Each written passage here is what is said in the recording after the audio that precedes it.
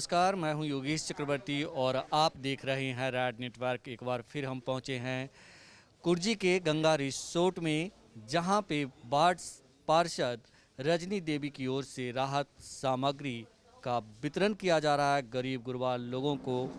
और जैसा कि हम आपको बता चुके हैं कि यहाँ अब तक 29 ट्रक अनाज जो है बांटा जा चुका है। किसी भी कोलाहल से दूर, किसी भी प्रचार से दूर ये लोग बड़ी ही खामोशी से गरीब गुरबा लोगों के लिए काम कर रहे हैं। हम बात करते हैं इन्हीं लोगों से जो गरीब गुरबा को अनाज मुहैया कर रहे हैं इस विपदा की घड़ी में, इस वैश्विक आपदा की घड़ी में। ये बताएं कि ये सिलसिला कब तक चलेगा? 29 ट्रक जो आप लोगों ने चावल अनाज बांटा है, तो ये सिलसिला कब तक आप लोग चला रहे हैं? लगभग 1 महीना से तो चल रहा है और ज़रूरत अभी लग रहा है कि कुछ और लोगों को है, तो देखते कर जब तक मतलब महसूस हुआ कि ज़रूरत है जब तक चलाया जाएगा। ये हम देख रहे हैं कि ये रजनी देवी जी वार्ड पार्षद वार्ड नंबर 22C, ये वार्ड पार्षद हैं आप। मतलब उनके मेरी भाभी हैं वार्ड पार्षद। जी जी। मेरी बड़ी भाभी पार्षद हैं यहाँ से, तो हम लोग का जिम्मेदारी बनता है थोड़ा सा ये सब भूखे लोग को देखना उखना। तो जितना सक्षम लोग हम लोग एरिया में जो भी है, सब लोग हम लोग इकट्ठा होके इनका मतलब नाम से हम लोग कर रहे हैं। लेकिन हमने बहुत देखा लॉकडाउन में, हम रिपोर्टिंग में हर रोज़ होते हैं, लेकिन इतने बड़े पैमाने पे और इतने बड़े जनसमूह कहिए उसको अनाज मुहैया कराना, शायद सरकार भी ऐसा काम नहीं कर पाई। तो ये कैसे संभव हो पाया? संभव हो पाया कि हम लोग के गांव में जो भी सक्षम लोग हैं सारे लोग एक्टिव हैं और सब लोग हम लोग मिलजुल कर ये मूड बनाए। हम लोग इलाका में बहुत स्लम बस्ती है, बहुत गरीब लोग हैं, बहुत संख्या में यहाँ गरीबी है, जिसके चलते नहीं करने से बहुत लोग भूखों मर जाते हैं। ऐसा नहीं है कि हम लोग कोई शौक से कर रहे हैं या हम लोग को बिना मतलब के कर रहे हैं, ऐसा कुछ नहीं है। सच्चाई है कि अगर हम लोग नहीं करते ऐसा तो बहुत लोग भूख से मर जाते हैं। मतलब एक तरह से सरकार की जो जिम्मेदारी थी आप लोग निभा रहे हैं। सरकार तो अपना जिम्मेदारी सिस्टम से निभाती है, तो सिस्टम तो जानते हैं लेट होता है देर होता है, उसका सिस्टम तो अलग है। तो हम लोग सिस्टम के असर में तो गरीब लोग मर जाएगा ना। बिल्कुल। हमारे साथ संजय जी हैं, संजय राय जी, जो बीजेपी से भी जुड़े हुए हैं, लेकिन यहाँ राजनीति की कोई बात नहीं है। राजनीति से ऊपर उठ कर के यहाँ ये गरीब गुरबा लोगों के लिए काम कर रहे हैं। संजय जी, कितनी बड़ी चुनौती थी जो जिसे आप अंजाम दे रहे हैं? चुनौती को हम लोग अवसर में बदल दिए। हमें लगा कि ये चुनौती जो आया है, हर चुनौती को जैसे अपने जीवन में ही लोग सीखता है कि जो चुनौती परीक्षा की चुनौती है, चाहे जिस चुनौती को हम लोग अवसर में लेते हैं कि इस अवसर को हमको फ़ायदा उठाना है, तो इस चुनौती को अवसर में लिया हमने। अवसर के रूप में इसको लगा कि एक लगन भाव से, एक कर्म भाव से उतरना होगा। और पप्पू राय जी के नेतृत्व में एक पूरी टीम बनी और पूरी टीम 100 लोगों की टीम है। ये पूरे समाज के लोग हैं, कुर्जी के लोग हैं, 22C के सारी जो लोग हैं वो मिलकर ये कार्य कर रहे हैं और देख रहे हैं कि उसका नतीजा भी देख रहे हैं। हाँ, 22C के जो लोग हैं वो सब लगभग आप देख रहे हैं कि उसका नतीजा भी मिल रहा है। और यहाँ जो कार्य हुआ वो बहुत लोग आते हैं तो कहते हैं कि ये जो सिस्टम से जो आप काम कर लिए ये सरकार क्यों नहीं कर पाई, ये सरकार क्यों नहीं कर पाई। अगर सरकार के पास संसाधन है, संसार के पास सारा चीज़ है, संसार के पास टोटल चीज़ होती है, लेकिन संसार के पास इच्छा शक्ति नहीं है। देखिए किस तरह से यहाँ पे एक विकलांग हैं ये और शारीरिक रूप से कमज़ोर हैं, जिन्हें भी मतलब बहुत ही सिस्टम से अनाज मुहैया कराया गया। आप पहली बार आए हैं यहाँ? आपको क्या क्या मिला है पता है? हाँ, मिला है, राशन थे। राशन मिला है। खुश हैं? मतलब इससे काम चलेगा? हाँ ठीक। हाँ? कुछ काम करते हैं या मतलब ऐसे ही हैं? काम करते हैं।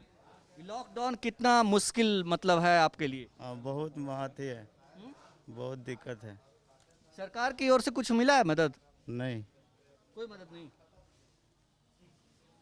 तो देख रहे हैं इस तरह से लोगों को पूरा ही सिस्टमैटिक ढंग से यहाँ अनाज का वितरण किया जा रहा है और 30 दिन से ज़्यादा हो गए हैं। संजय जी, सरकार क्यों नहीं कर पाई? आप बीजेपी से जुड़े हुए हैं और कहीं ना कहीं सत्ता प्रतिष्ठान के करीब हैं, तो आप ज़्यादा इससे बता सकते हैं कि कहाँ सरकार नाकाम हो गई।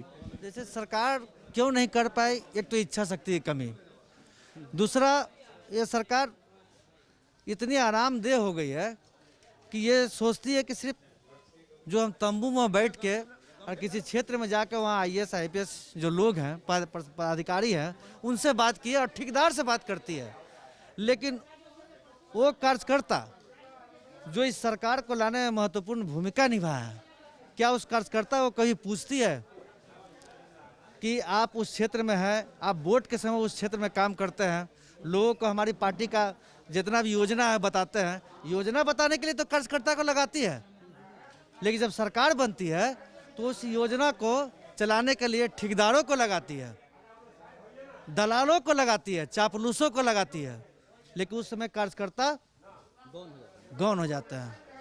इसीलिए मैं बार बार बोल रहा हूँ कि सरकार की जाना तय है।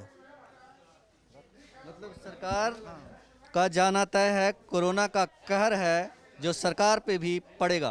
कोरोना का कहर छोड़िए, ये गरीबों की आह लगेगी। ये जो गरीब जो एक सूटकेस पे चलता हुआ बच्चा नजर आता है, एक बैल पर एक हाथ से एक बैल होती है और एक हाथ से एक आदमी इंसान अपने परिवार को लेकर चल रहा है, ये कहाँ का भारत है?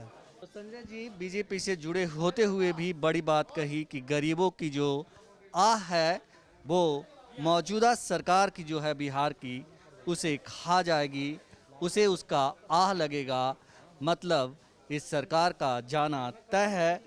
और यहाँ पे देखिए आप, मैं दिखाना चाहता हूँ कि किस तरह पूरे सिस्टमैटिक ढंग से लोगों को जो है अनाज कूपन के जरिए बांटा जा रहा है। एक दिन 2 दिन पहले ही कूपन लोगों को मुहैया करा दिया जाता है। आप कहाँ से आए हैं? हमें सिटी कार्ड से हैं सर। तो आपको कूपन कैसे मिला था? मेरा नाम लिखवाया गया था। नाम लिखवा, हाँ। आपके यहाँ कोई गए थे? हम लोग के घर के बगल के आदमी बताए तो हम लोग गए थे नाम लिखवाने। अच्छा अच्छा। जी सर। तो नाम लिखवाया, उसके बाद क्या हुआ? कूपन आया तो हम लोग के मोहल्ला के लोग बताए तो फ़ोन किए तो हम लोग कूपन लिए, फिर आए लेने के लिए। ये जो लॉकडाउन है, कोरोना का काल है, कितना मुश्किल भरा वक्त है। बहुत ज़्यादा अभी मुश्किल की घड़ी है सर।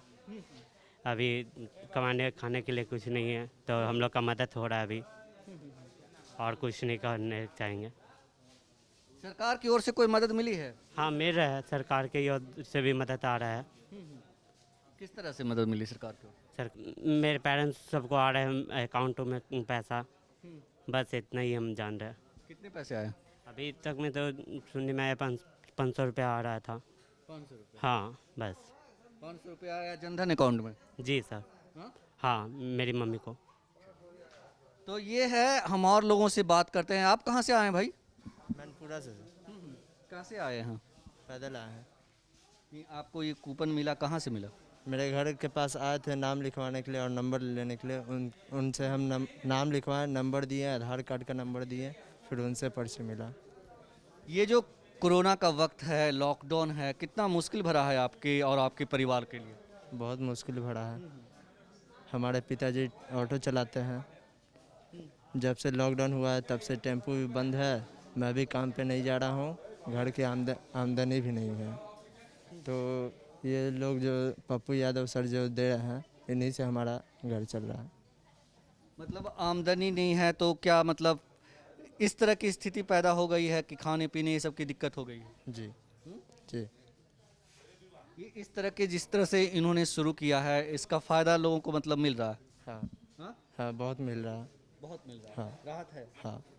तो आपने सुना कि किस तरह लोग, जो आप देख रहे हैं यंग लड़का है, इसके फादर ऑटो चलाते हैं और खुद भी वो काम करता है, खुद भी कर रहा है, लेकिन लॉकडाउन की वजह से ये काम पर नहीं जा रहा, इसके फादर का ऑटो बंद है, लिहाजा खाने पीने के लाले पड़ गए हैं और घर का जो चूल्हा जलता है वो इसी तरह से पप्पू राय और संजय राय जैसे लोगों के दिए हुए अनाज के द्वारा ही घर का चूल्हा जलता है और परिवार के लोग भोजन करते हैं। कितना फ़ायदा हो रहा है इससे? जितना गरीब हैं वो जी रहे हैं। अभी तो लॉकडाउन बहुत दिन चलेगा, अभी तो पता नहीं है क्या लॉकडाउन बता रहा है, मगर जिनसे जिनका सेवा हो रहा है वो कर रहे हैं। जिनसे जितना हो बन पा रहा कर। ये बताइए कि कितना मुश्किल वक्त है ये? बहुत कठिनाई के वक्त से एक दूसरे को साथ साथ दे के ही चलने का समय है अभी। बस और क्या बताएं। क्या क्या करते हैं, मतलब आप और आपके घर वाले क्या करते हैं? मेरे घर के लोग दुकान करते हैं, दुकान इस समय बंद है। तो दिक्कत हो गई है। दिक्कत हो गई है। तो यहाँ आने वाले ज़्यादातर लोग कहीं ना कहीं उनके अंदर एक कसक है, वो हाथ फैलाना नहीं चाहते, लेकिन कहते हैं कि जब मजबूरी होती है तो अच्छे अच्छे इंसान को घुटने टेकने पे मजबूर कर देता है। और बहुत सारे ऐसे लोग हैं जो कमाने खाने वाले हैं, जिनके अंदर स्वाभिमान है, लेकिन मौजूदा जो दौर है इस दौर ने उन्हें कमज़ोर कर दिया है, मजबूर कर दिया है। और ऐसे आड़े वक्त में पप्पू राय जैसे लोग जो हैं, इन लोगों के लिए मसीहा बनकर सामने आए हैं और किसी देवदूत की तरह उनका हाथ थामकर उन्हें वो हर चीज़ मुहैया करा रहे हैं जो आज की तारीख में उनके घर परिवार को चलाने के लिए या यूं कहें घर का चूल्हा जलाने के लिए ज़रूरी है। योगेश चक्रवर्ती, राज नेटवर्क, पटना।